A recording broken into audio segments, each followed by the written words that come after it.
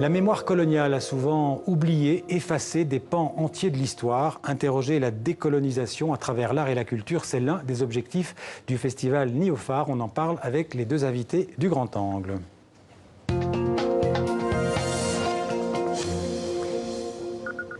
Bonjour Françoise Vergès. Bonjour. Bonjour Philippe Rostand. Bonjour.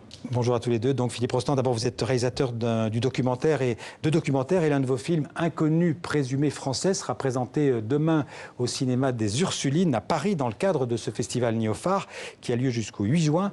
On va regarder un extrait de votre film dans un instant, mais d'abord vous, Françoise Vergès, vous êtes historienne, enseignante, militante féministe, écrivaine, l'auteur, j'ai pas pu les compter tous, d'une douzaine de livres en nom propre, d'une cinquantaine d'ouvrages collectifs sur l'esclavage notamment et sur la colonisation. Vous êtes aussi présidente du Comité national pour la mémoire et l'histoire de l'esclavage. Et enfin, vous êtes la marraine de ce festival Néophare. D'abord, qu'est-ce que ça veut dire Néophare ? On est ensemble. On est ensemble, Oui. c'est du Wolof, je crois. C'est du Wolof. C'est une des langues qui est parlée au Sénégal. Voilà, au Sénégal, puisque le créateur du festival, Pierre Nyombé, est du Sénégal. Et du Sénégal. Alors, Françoise Vergès, quels sont les objectifs, je dirais, les raisons d'être de ce festival Néophare ? Chaque année, le festival Néophare prend un moment ou un territoire de l'ancien empire colonial français, et à travers l'art et la culture, donc des films comme par exemple ceux de Philippe ou d'autres films, aussi de la danse, du théâtre, des lectures d'extraits de romans, fait connaître cette histoire à la fois, mais la fait connaître donc de façon différente que si c'était une conférence ou un colloque. Et aussi donc de cette question de, on peut partager cette mémoire, on peut partager cette histoire, écoutons-la, discutons-la ensemble. Je disais une mémoire parfois oubliée, refoulée. Il y a une sorte d'amnésie sur la période coloniale dans l'histoire de France. Oui, encore, malgré tous les efforts qui ont été faits depuis les 10-15 dernières années, je trouve encore beaucoup. Et notamment, justement, sur Vietnam, Laos, Cambodge. Ouais, on va en parler. Vraiment, alors là, c'est très enfoui dans la mémoire coloniale. On va en parler aussi avec vous, Philippe Rostand, mais justement, amnésie, et notamment autour de l'Indochine, qui est au cœur de ce festival 2018.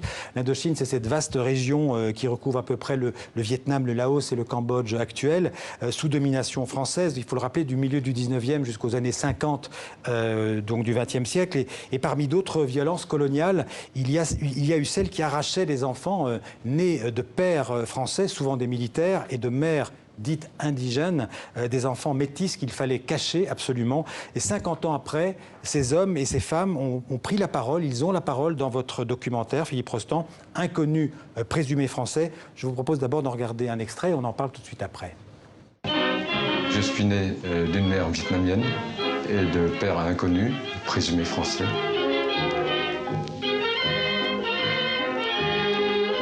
Ma mère est vietnamienne et mon père est français d'origine bretonne. Tôi tên Henri Muller, má Việt Ba Đức. Ma mère est vietnamienne, mon père est inconnu, présumé français.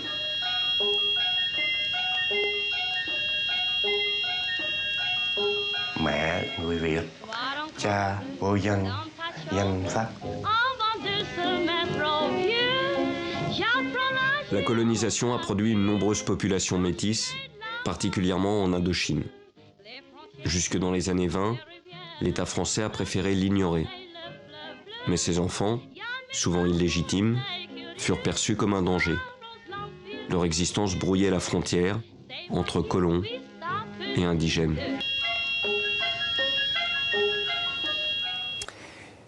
Philippe Rostand, ces enfants, ils menaçaient l'identité nationale française ?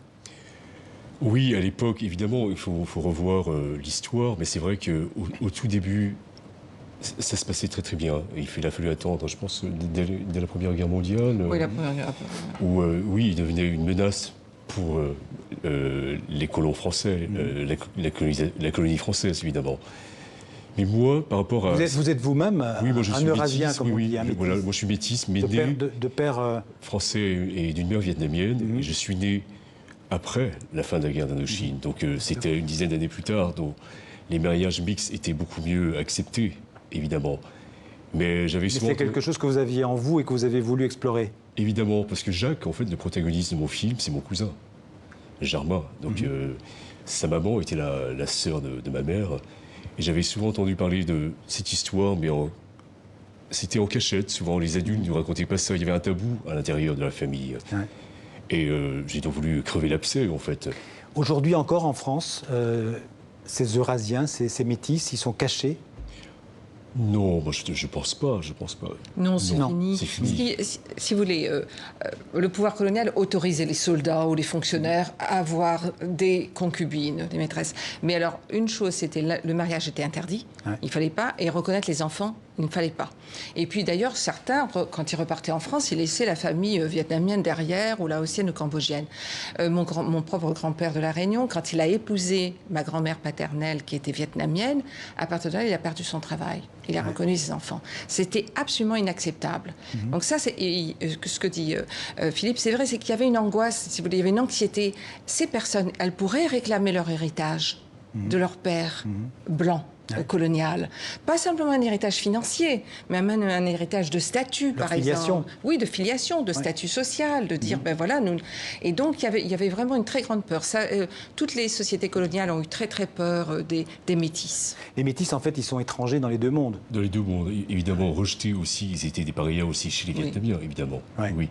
Chez les Indochinois, Oui, parce que souvent, ils pouvaient occuper aussi une place intermédiaire. On leur donnait parfois quand même une place parce qu'ils étaient à la fois victimes et profitaient quand même un peu de leur position. Ouais.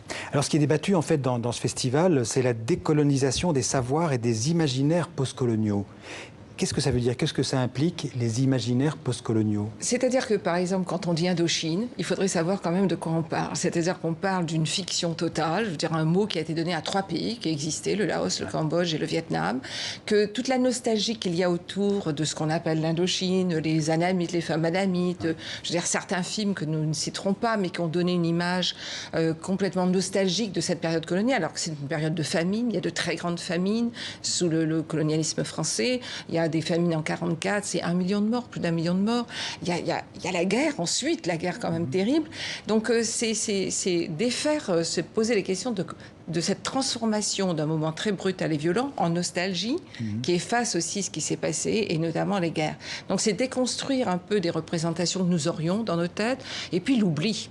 Comme vous le rappeliez, cette amnésie et cet oubli font partie d'une certaine manière de cet héritage négatif, comme s'il ne fallait pas en parler, comme s'il ne fallait pas le savoir. J'imagine que vous êtes d'accord avec ce qui vient d'être dit. Et les Français ont une fausse vision de cette période coloniale, notamment en Indochine. L'image de l'Indochine reste, comme j'ai dit à Françoise tout à l'heure, c'est de l'exotisme. Ouais. Évidemment, ça reste de l'exotisme avec beaucoup de fantasmes. Donc forcément, ça fait un tabou. Ouais. Les tabous naissent de ce genre de fantasmes, évidemment. Oui. Le grand historien sénégalais Cheikh Anta Diop disait qu'il fallait, et je cite le dossier de presse du festival, réhabiliter la vérité historique en se débarrassant de la pollution idéologique. Oui, parce que la pollution idéologique, elle peut aller dans tous les sens. Hein. Si vous voulez, les récits, ensuite, parfois des États indépendants peuvent être aussi des récits qui effacent certaines choses. Donc pour nous, le travail, c'est vraiment d'aller profondément. Mais pour ce qui nous intéresse, puisque nous sommes en France, nous ne sommes pas au Vietnam, en France, c'est la décolonisation, ici en France, des arts et de la culture. C'est comment on va décoloniser la société, notre société, la société française, pour pouvoir passer vraiment à quelque chose d'autre. Vous ne pouvez pas avoir eu près de 4 siècles d'esclavage et presque 2 siècles de colonisation sans qu'il y ait eu des effets dans la littérature, l'art, la philosophie. On n'a qu'à visiter les musées. Il suffit de visiter les musées, de lire toute une littérature qui a été coloniale, qui a eu un énorme succès à l'époque, qui a les livres, la littérature enfantine. Dès qu'il y a la photographie et le cinéma, par le cinéma et la photographie. Donc on a vraiment, une énorme image qui nous sont rentrées dans la tête, des expressions comme l'asiatique est fourbe, ou alors l'anamite est douce. Enfin, je veux dire, la chanson qui est dans le film de Philippe et qu'on entend toujours, mon nanana, mon nanana, mon nanamite, a été chantée par des générations. Elle peut être encore sans savoir d'ailleurs ce qu'il chantait à la limite. De manière tout à fait, comme on dit, innocente. Et je crois qu'il a fallu attendre ma génération pour que des cinéastes commencent à vraiment parler de cette histoire, parce qu'on a, nous, de la distance par rapport à cette histoire. Donc je me suis rendu compte que quand j'ai rencontré Jacques, il m'a fait rencontrer une dizaine de ses copains, une centaine. Ils se réunissent tous les ans lors de fêtes comme le Tête, ou pendant l'été, ils organisent une grande fête de famille. Et là, je me suis rendu compte que c'était un tabou national, finalement. Ce tabou familial s'est retrouvé au niveau de la nation. Donc, Et je crois que c'est le tout premier film sur cette histoire, en fait. Oui, c'était le tout C'est la premier première film, fois que ces oui. gens-là s'exprimaient. Oui.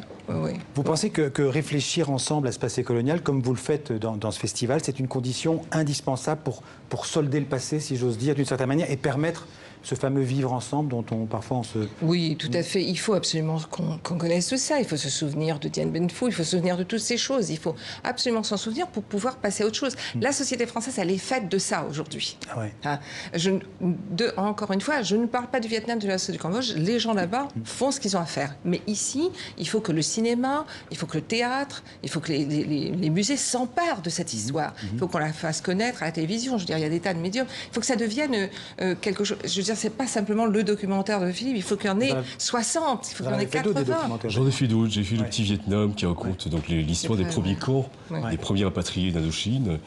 Et j'ai fait un film sur Madeleine Riffaut, qui a été la grande journaliste anticoloniale, correspondante de guerre, qui a couvert l'Indochine, l'Algérie et la guerre du Vietnam, mais au cœur du combat.